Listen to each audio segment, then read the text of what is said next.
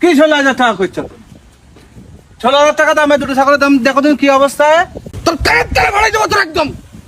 তুই জানিস তুই কার বাড়ি ছাগল কিনতে আইছিস? যেখানে আসি তেমনি লস করে ছাগল কিনবা তুমি। হক লস।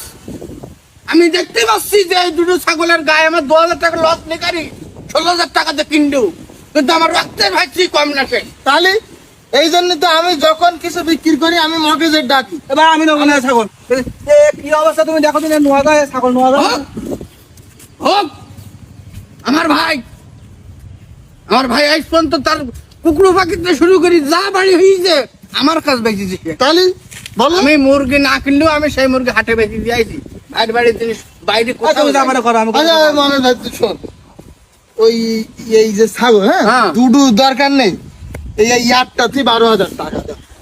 তুমি 12,000 টাকা একটা দাও আর ওটা বাড়ি থাক। তো তোর সাথে তুমু করতে তত ঘাড়ের উপর উঠি নাই।